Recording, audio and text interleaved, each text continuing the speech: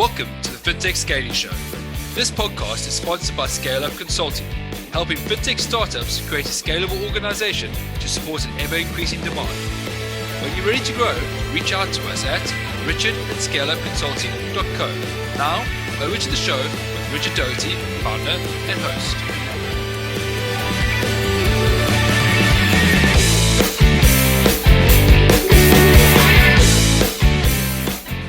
Hey, what's up, everyone, and welcome back to another episode of the Scaling Up Show, where we talk to world-class operators and we get their insights as what it takes to scale up yourself and also scale up your business. And today, super excited to have the founder and CEO, Nikolaus, on the show of Kasko.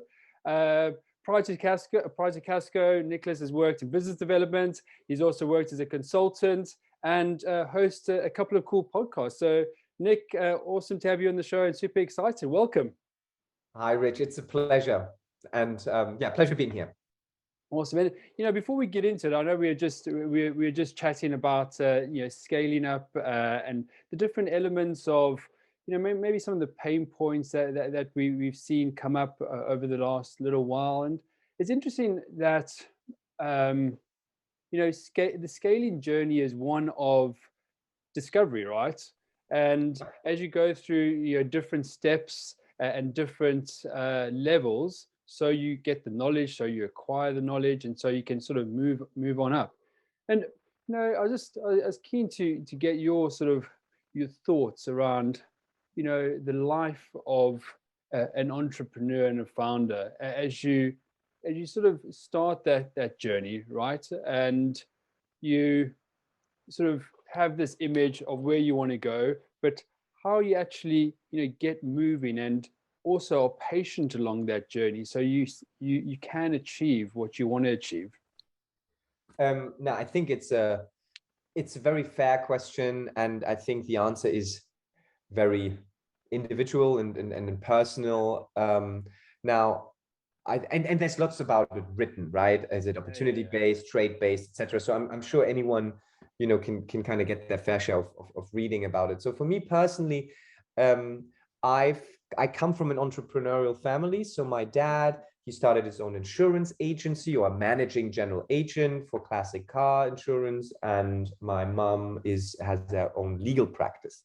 So for me, as a child, and my best friend, his parents had their own law practice. So for me, that was kind of my socialization. So it was, my parents were self-employed. Lots of my parents' friends were, I wouldn't say like ran business, but was self-employed, And so for me, I don't know, the whole concept of doing that was just normal. Yeah. And so I always wanted to, actually, initially I wanted to start my own law practice with my best friend. That was cool. 6, because that was what our parents were doing, and so that was kind of my thought going in, and my plan for a very long time was to take over the family business, which is why I studied insurance and risk management in the UK. I came back, I worked for a large commercial broker, and then I joined the family business with the idea of creating a digital marketplace or something. Never got anywhere. And when I realized that my ideas and I was kind of out of place, because my ideas weren't going anywhere. The platform, the business was running so well that you have to be criminal or unbelievably stupid to mess that up. But it also meant that, never change a winning team. Because, we were in a business where they had like months of backlog of applications. The business was going so well, or the operations were so bad, depending on that, you had customers waiting for months to get an insurance confirmation. And so that was, I guess, for me, the first kind of break, because that was something I wanted to do since I was little. And I then went into consulting because I didn't know what to do. I really enjoyed that. And then started Kasko 2015 with a uni friend. He's also my best man and co-founder and CTO. And more around the premise of let's just try it. It wasn't that I had this big problem that I needed to solve. And, you know, that wasn't our origin story. It was more around, you know, we've seen a lot of things, and, you know, let's try to create a workplace that we enjoy working in for the long term. And rather than complaining why some other company has not designed the perfect work surroundings for us, let's just give it a try and see how far we can go. And that's how the Kasko journey started. No, awesome. And I can relate to that because I remember growing up in Joburg in South Africa, and you know, my mom used to work 3 jobs, right? Wow. A single parent. She was a single parent. My dad. She left my dad in London. They used to own pubs in West London and Central London, Victoria. But they got divorced, and she moved back to South Africa with my grandparents or her folks, and you know, she went into banking, right? And you know, she was on the, you know, the front office, as they call it, in the sort of the trading department. And she worked there, and then sort of to put my brother and myself through a good education, she felt the need that she needed to do extra work. 3 jobs came on that, and I definitely remember spending a lot of time in restaurants and behind different sort of shopping tellers, sort of waiting for her and doing my maths homework and all that stuff. And I was like, this is nuts, man. I mean, you know, it was quite fun because I was just chilling out as a, you know, 10-year-old boy playing cricket with my brother at 12 o'clock at night, but maybe not, maybe I shouldn't have been doing that. And I was like, oh, this is a bit nuts. Surely there's a different way to life.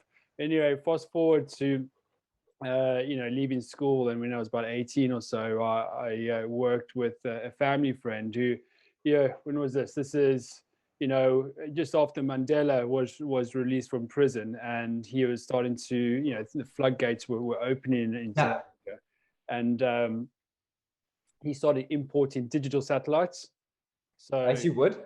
Yeah, well, you know, because there was only, you know, the television, you know, the aerials on the roof, right? And then all of a sudden we started importing digital satellites from mainland China, and I started working with him, and I was like, well, this is interesting. He's, you know, an entrepreneur, you know, salesman, entrepreneur, and doing some really cool stuff, different way of life, and he had time for he did what he wanted. He did things on his own term, and I was like, this is the life. This is what I want. And I too had caught the bug, and then I went through a cycle of, you know, starting, failing, and actually getting somewhere with certain things.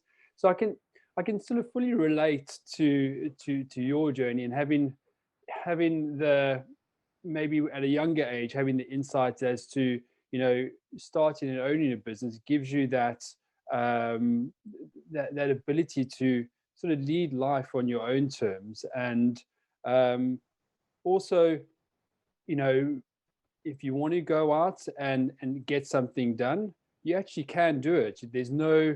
There should be no hierarchical system in life. Sometimes you're actually forced into that hierarchical system because of a situation you're in.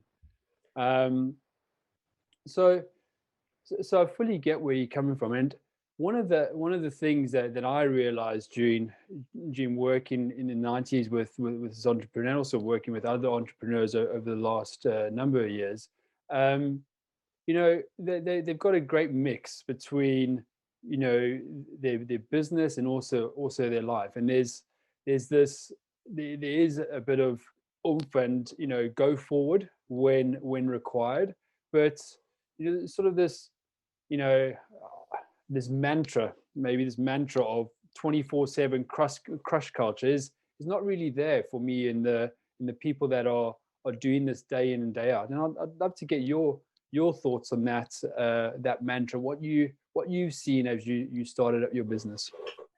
So I would say, I think, and so for me, it's something prior to my daughter coming into our lives last April. My work was pretty, and it still is, if you ask my wife, is, you know, it's my hobby, it's my passion, and it was pretty consuming. But you know, I wanted that way. I mean, it wasn't that anyone forced me to do it. I was never in a situation where I couldn't pay rent. Mm. I call me stingy, but I went into this with lots of savings because I don't spend a lot of money, and Yeah. that kind of gives. So there's nothing. So I don't have that financial pressure as such. Mm. But I was just not interested in other activities. Yeah. So for me, it was just something that kept me up, that I was very interested in, and that I found more interesting than sitting in a pub with my friends, or doing, even watching television with my wife. I just, my mind wandered towards other things, and I followed where my mind and interest took me. Yeah.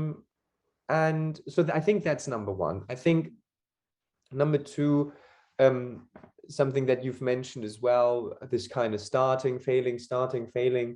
I don't know, it never felt to me like that. For me, it's a journey. Yeah. For me, what I get is I'm almost, it's not entirely true. Obviously, it sucks when things don't work out, and it's much greater when things work out. But ultimately, what I find motivating is not so much the outcome of something, but just feeling the illusion of control, Mm. and just going, I don't know what's going to happen. I just need to know this. I'm clear of what I need to do, and then fate will decide. And then afterwards, fate will decide something else. And we've had, quite frankly, I've had quite some kind of tough months and weeks. And I don't think I've said this publicly, so probably I should. It doesn't matter. I spent the last 6 months fundraising, and the round failed. Mm. Yeah, that wasn't great. It wasn't a great experience, but on the other hand, it kind of was, because during that time, it was, why did it fail? We didn't have the traction that VCs were looking for. Could have gotten the traction if some things worked out better, but the data just wasn't there to show, and it was tough. But it also, one door closes, another one opens, and we're now recalibrating to something which I find even more exciting. And what I've kind of learned, and I think it started with Corona, is to detach myself from the outcome. I do not control the outcome of Kasko, of our business. What I can control is where I focus, how I communicate, that's what I control the inputs. Yeah. And so let's focus on the inputs, and then be okay with what the outputs, and have some redundancy. And that, to me, together with something I read along the lines, because it sucked, right? I started meditating a lot more, breathing, and it doesn't make the bad thoughts go away. It just alleviates it a little bit. But what I don't know where I picked it up, but it was like, I mean, through life, everyone has crises, and when you're in the crises, and there's very subjective, and they're very, the first rejection, when you're the first lover rejecting you, getting dumped.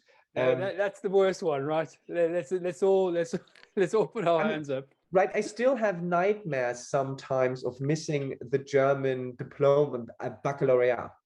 I mean, I'm 37 now. I went fine. It went fine, but I still not a lot. But probably 3 or 4 times a year, I'm like, I messed this up. So there's clearly things that kind of go through it. But on a day, none of these crises, looking back, have any impact whatsoever. And that I guess helps me enjoying the journey, even when the journey is not feeling so great. Yeah, and I love it. I love what you're saying. I mean, I rattle off, failure, and then success. And, to your points, it is the journey, right? 100%. It took me, a while to figure that out. I'm not going to, pretend that, sometimes you get knocked down. You're like, oh man, that was hard. That was shit. What the hell happened? Let's recalibrate. Why did that happen? But I guess, as you move forward and you, as you say, right, as you move forward and you go through those iterations, it's sort of, I think you become, you're not immune to it, but it's just you part of the journey is the one. You become a bit of Teflon. You're like, okay, fine, let's take that in, let's learn from that experience, even if it was, someone telling you that your product and or your service or even you are, not that great, and then you recalibrate and you move forward. And I remember, I remember I had another business, and I was importing and export. Well, I was sourcing consumer products from mainland Europe, and I was sending them out from the port of Rotterdam to mainland China. European products, mainland China, really good business model, right? Because they're like branded products. But at one point, I realized that it wasn't working, and I mean, I spent nearly 5 years in the business, and I realized this is just nuts. It's not working, and it took a sobering moment for the penny to drop, and I realized that at that point in time, I needed to pivot into a totally different area and do something else, which is not easy once you spend 5 years of your life chucking in time, resource, money, etc. into it. But as you mentioned, if I didn't go through that process, to be honest with you, I wouldn't have had the my capability wouldn't have been what it is right now, and I wouldn't have had also the network, the contacts, all of these things. It just wouldn't be in place, right?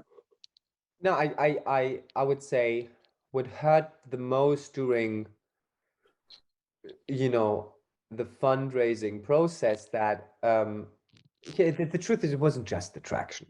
Yeah. I think the traction is ultimately a very clear indicator of something, but what really stung was that if you looked at the data in an objective way, Yeah. the strategy that I fell in love with, land and expand, go from the fringes, be smart. And I felt really smart about it. Yeah.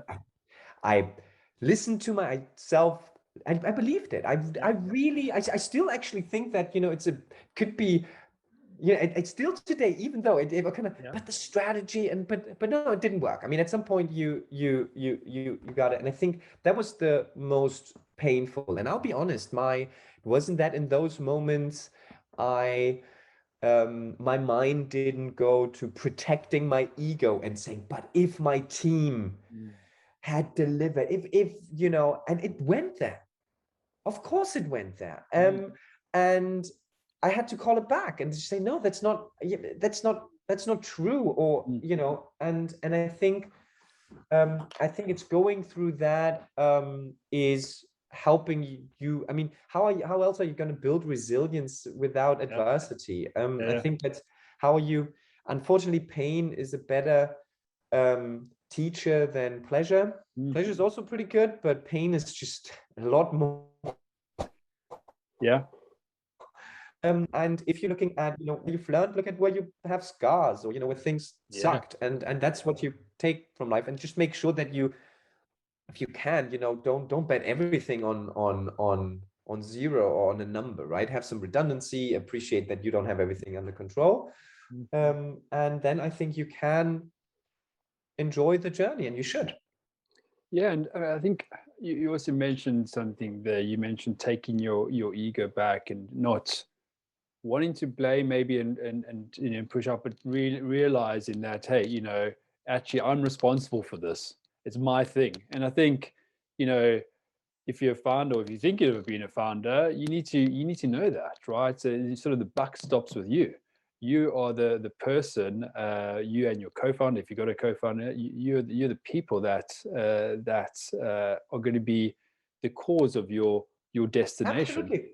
Absolutely. And I think, and everyone, that's one of these things. Everyone agrees. Everyone says in the seminar, yeah, the buck stops with me. I'm great.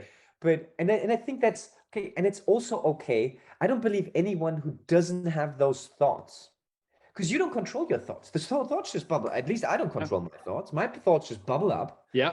And But then I just what do you do, like as a founder? Because it is you can check those out. Like I just, like you can check these words out, but how do you take that that mantle and own up to the responsibility of of growing a team, of leading a business? What do you do on a maybe more pragmatic, or practical, day in, day out, week in, week out basis?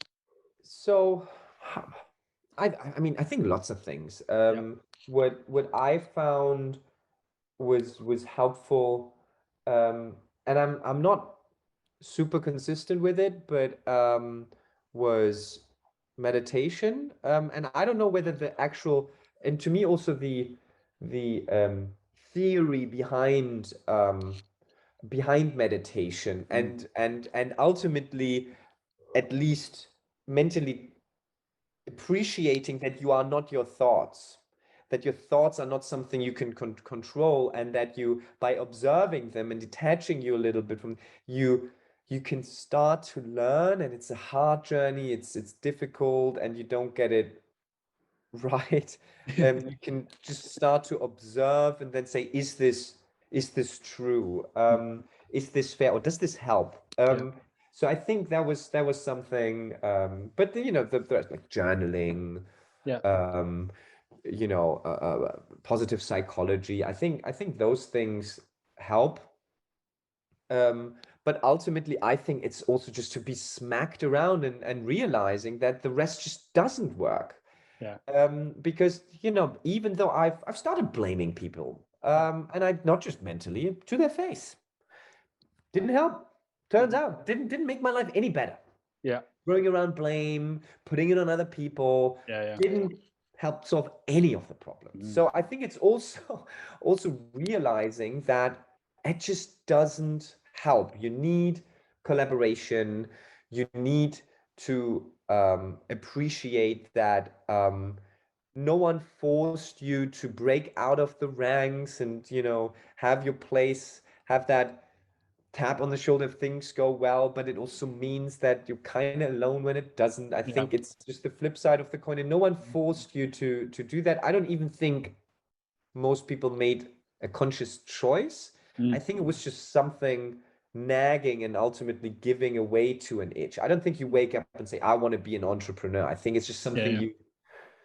you acquire, and then it just kind of breaks out, or you actually find a lot of creative capabilities in other surroundings. So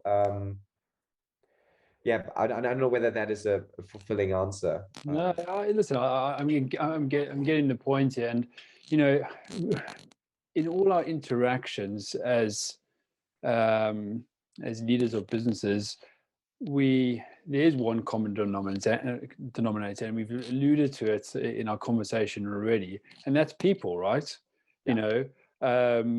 Going around and maybe blaming people, or dealing with people in a way that's not going to help you and the person jump up and move to the next level. It's not going to be detrimental to both of the individuals, right? So I always find it fascinating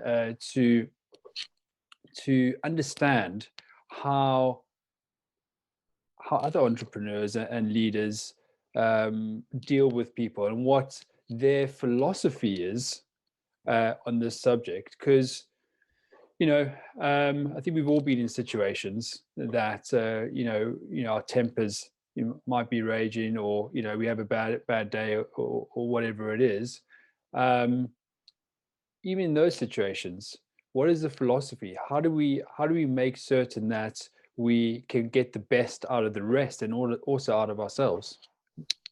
So I'm an absolute work in progress on that one. I think for me as a character, um, I mean, it's not true, but my wife kind of would love to put me on like a test whether I'm on the spectrum or something. Okay. Just from a kind of character, but I Yeah. don't think I'm on the spectrum, by the way. in any way. I don't want to, and I don't want to quib about it, right? Yeah. But I think just since I was small, I wish that things were orderly.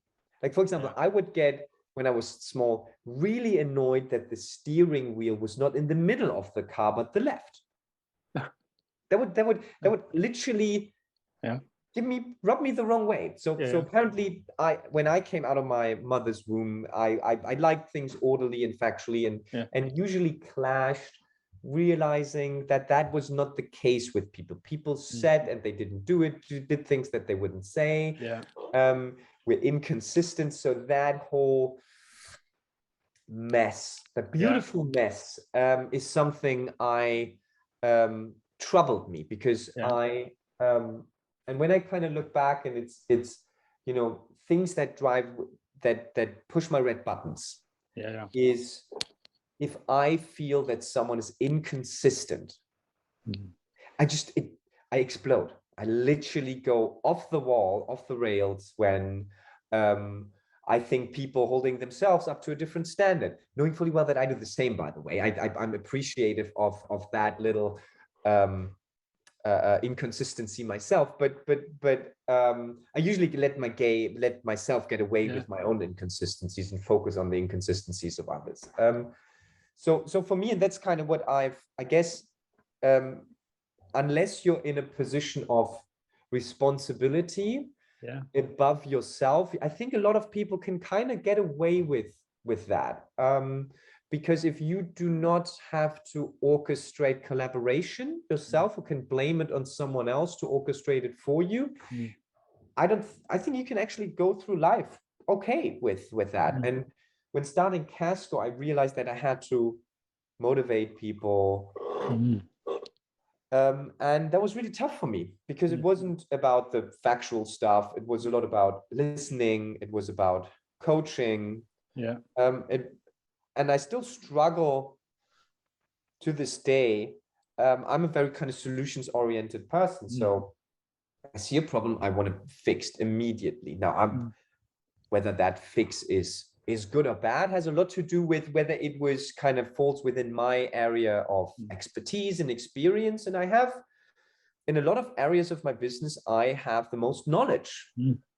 Because I've done it the longest time, but not in all areas. It's really hard to differentiate. And so sometimes, and I'm still is kind of asking, my preference would be, here's the solution, here's the problem, here's my solution, make it better. That would be ideal for me. But what I've learned that apparently is demotivating, not really that helpful. I also don't give enough context why that is the case. So I sometimes have learned that I need to ask questions, sometimes feel like a cheat, because I feel I have the answers and I'm letting people, and I feel like a cheat. So how does this not play out as you are, you obviously, leading a pretty strong business. So how's your leadership style maybe changed over the period, over the last few years, as you've learned these new methods and these new ways of interacting with people? I think the main thing that I've realized is trying to dissect, and it's not that easy, agree on certain principles rather than processes, and let in general, but I think you need to do both. As everything, it's pain and pleasure. It's direction and coaching. There's not just one thing. There's just not one situation. And I feel, I still believe in the adage to say, people who can't do, teach. I still believe that. I think if you, I think doers are the best teachers. I think experience needs to tell. You cannot be a good, I don't know whether it's a good analogy. I think the best coaches are players. I think that just, I think there's something there. So that's interesting. The best coaches are players. We could dissect that. And it's not true for everyone. No, 100%.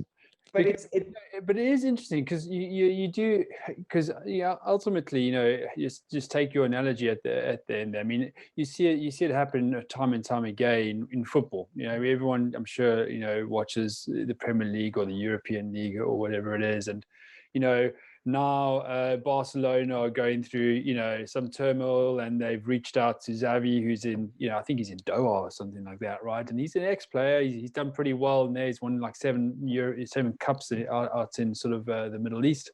Now he's going to potentially come back to Barcelona, and you wonder, there's a question mark as to whether he's going to be able to fill that role and fill that hat.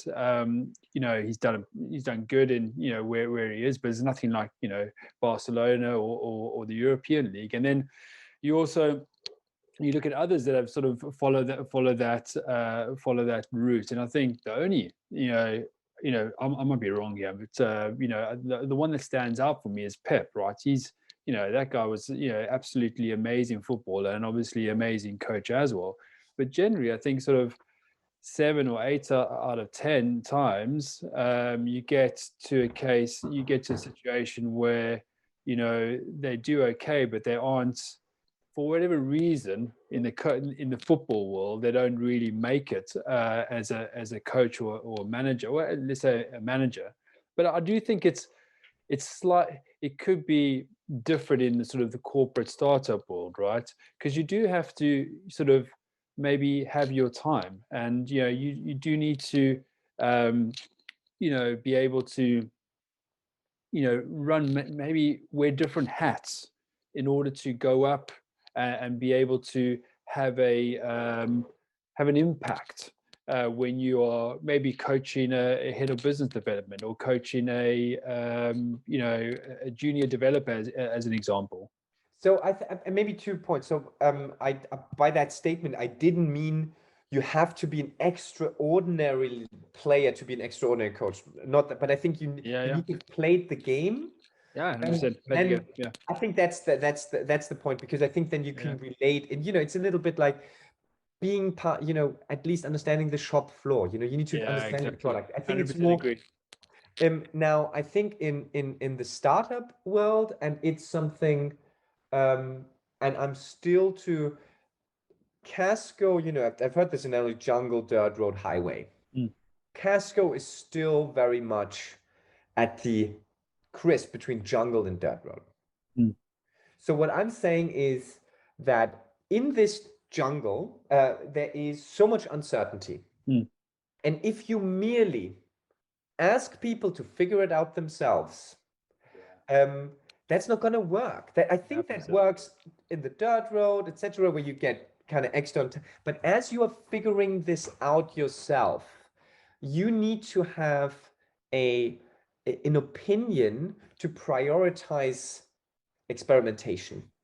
If you cannot, a startup doesn't start with a coach. It starts with a builder. And then the builder learns to coach along the way. 100%. Or they'll pass it on to someone who can, and their role becomes different. But it certainly does, and you see this time and again. If someone asks, and if the explanation is, I did not have enough resources, they're too early in the startup. It's as simple as that, because there's never enough resources. And if that constant reprioritization and hustling is not for you, then you are not right for that journey. That doesn't mean there's so many other things. It's just, you need to be, if you're kind of a coach, you need to want to learn to become a builder. I don't know whether you can get that from the, but you got to build. 100%. And as part of that building process in Kasko, what have you found to be your best position, football analogy, best position that benefits the team? Are you the striker? Are you the midfielder? Where do you? Absolutely. And to the expense, I am not great at managing sales teams. That's that's not my strength. I think I can guide them more around. So if let's say in our sales team, would I go, I can validate the ideas, I come up with the ideas, I can point them in direction, I can coach them on the content. If you now start asking me, how many calls should they make? How does that, and how do I manage that? I do not know. Because, and I think that the problem is because I will know in the once we get to the dirt road, because then I have a baseline of which to compare it to. But in the jungle, it's not about it's not about that. It's not about you didn't hit your call targets. This is something because you just don't know, right? You need to trust those hustlers. And obviously you are, I mean, you know who's working and who isn't. And for me, it's also, and this was something, big credit to my colleague Sergey, who kind of came in a little bit later and kind of knows more the process around selling. But he also said, listen, Nick, you need to be very careful to not extrapolate your own, what works for you, directly to others, because you have more experience, more decision power, more authority, and also the hottest leads. Okay. Because that's what if you go out, if you go to the conferences, you get, so we just need to work out how that is different. But my best position is that I would say of striker. And I think it can become more that of midfielder, or not. I mean, we're an enterprise business, being awesome at striking big clients. It's good. And keeping on the analogy of football, I mean, what drills do you do? Footballers do drills. They go out into the field, they do their 2 hours of training, whatever it is, burpees, push-ups, press-ups, all that stuff they got to do in order to sort of keep in shape, keep in frame. They also got tactics that they need to understand. So what do you do as a striker in your business? What drills do you go through on a daily or weekly basis that make certain that you're in that prime form to deliver?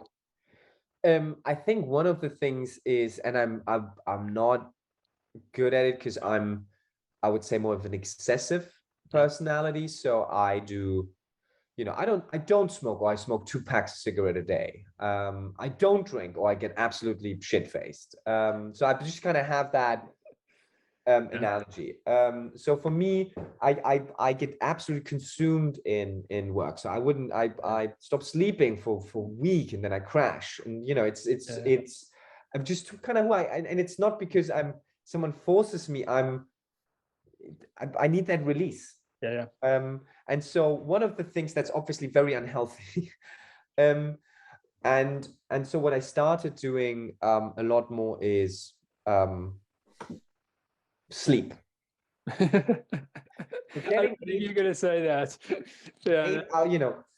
And I don't get it, if I'm kind of getting more, let's say, in kind of more of a manic phase, I don't sleep that much. And if I don't sleep, then it's not like sleep, you cannot force you to, but generally what you do, go to bed, have a routine that helps you to sleep. So I try to sleep 7 to 8 hours a day. I get up very early, but I also go to bed very early. I then do my exercise in the morning. I do meditation in the morning. I do everything in the morning because that helps me build a routine. I then do the journaling. So I do basically, I try to do all my routines in the morning.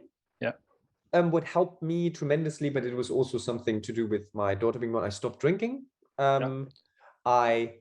I'm still really looking forward to getting, do some daytime drinking, because I really enjoyed it. But it was one of the things that would break my routine a lot.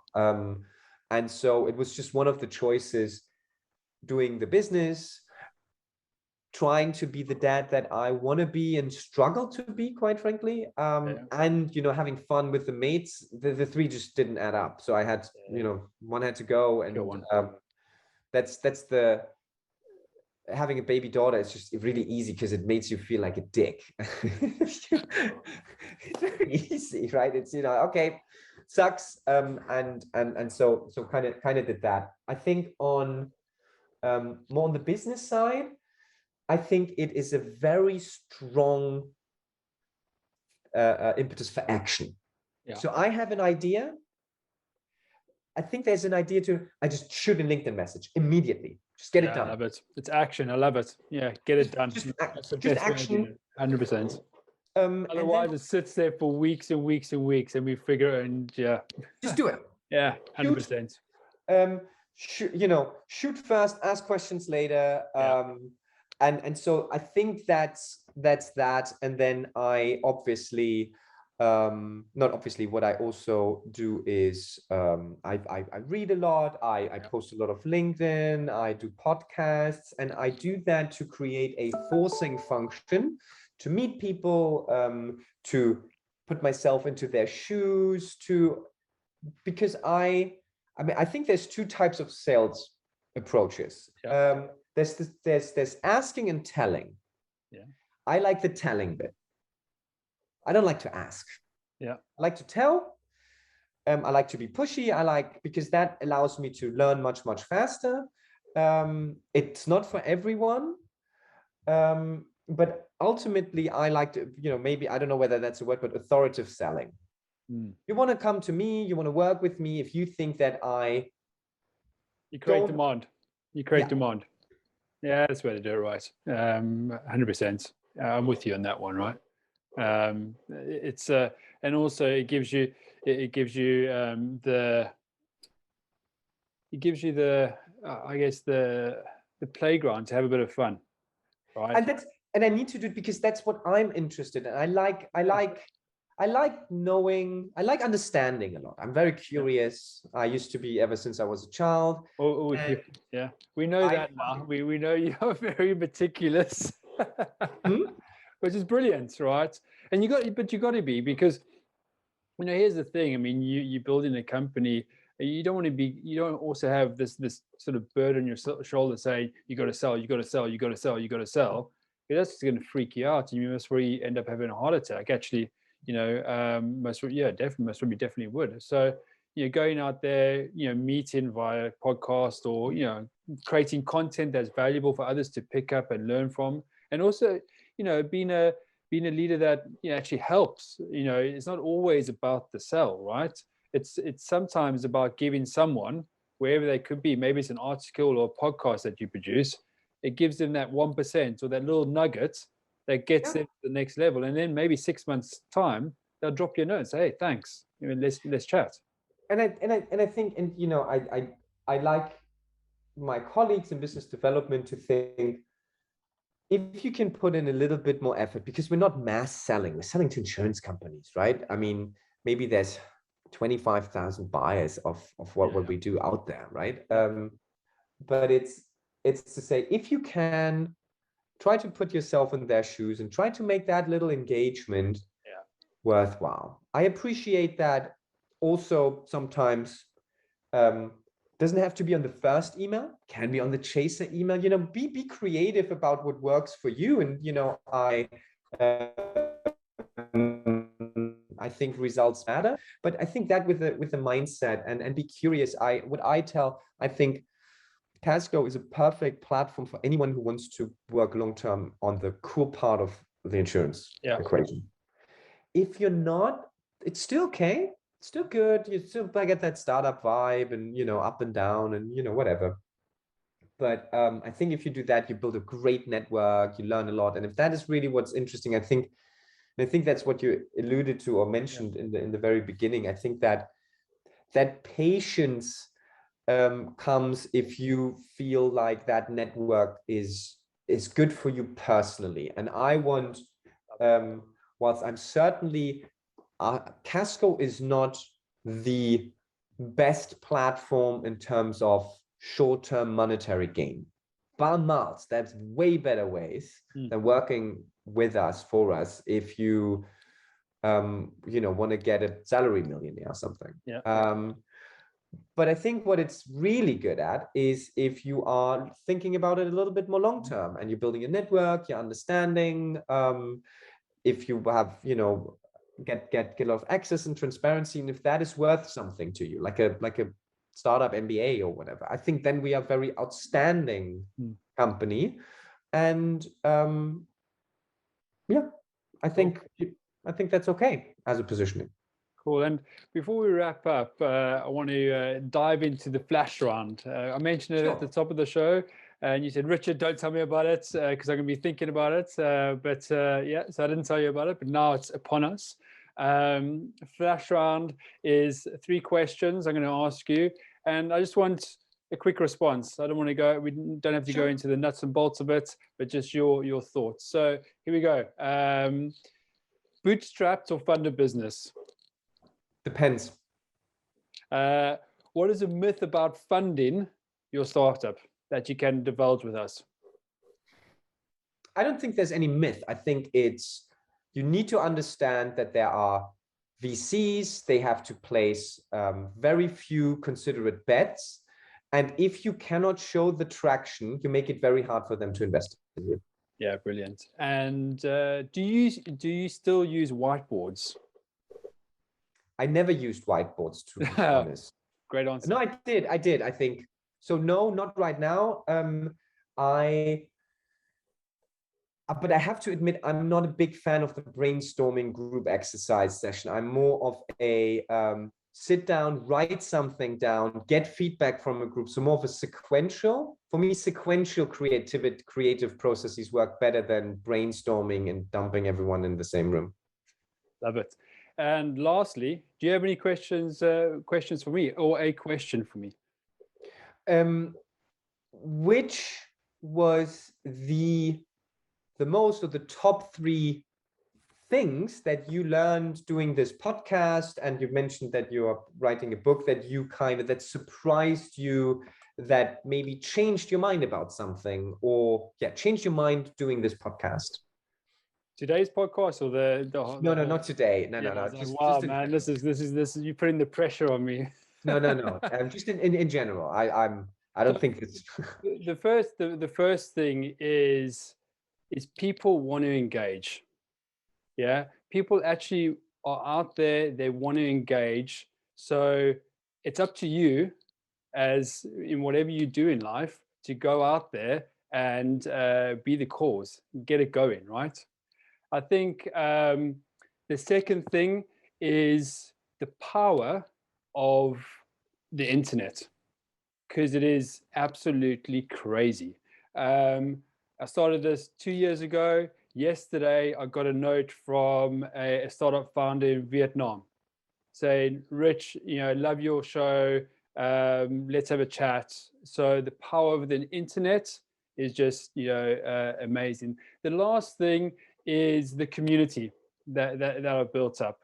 The community is now across Africa, it's across Europe, the UK, the US, Latin America, and Asia. And, these guys and girls are just doing incredible things. And actually, we're all helping each other now. So it's pretty cool. And the last, I'll put a number 4 in there, is giving me the opportunity to write a book about the ins and the outs of scaling up, and drawing in all this knowledge from 90 plus podcasts to give the listeners something meaty to look at, and also help them through their journey, even if it's that, as I said before, that nugget or that 1% that they need to change. Yeah, awesome. Okay, brilliant. Mate, listen, awesome having you on the show today. If anyone wants to reach out to you, how should they do that? LinkedIn, Nikolaus Suhr, or via email, nsuehr@Kasko, Kaskio. No, Kasko.io. We have it in the show notes, everyone, so don't worry about that. But yeah, whichever way is easiest for you. I tend to be very responsive. And if not, do chase me. I understand it. And I think everyone at least deserves a no. Yeah, brilliant. And everyone, if if you want to reach out to me, if you have got any questions off the back of the show, please reach out, richard@scaleupconsulting.co. Also, if you haven't subscribed yet to my podcast channel, do so right now. It's www.scaleupconsulting.co.uk/media. Sign up and get the latest insights from world-class operators like Nick and others that will be on the show, and others that have been on the show. So I would say I'm a work in progress. I would not consider myself world class by any measure, but I'm trying my best. Brilliant. Okay, so let's connect soon, and looking forward to the next episode. Rich, all the best. Take care. Bye.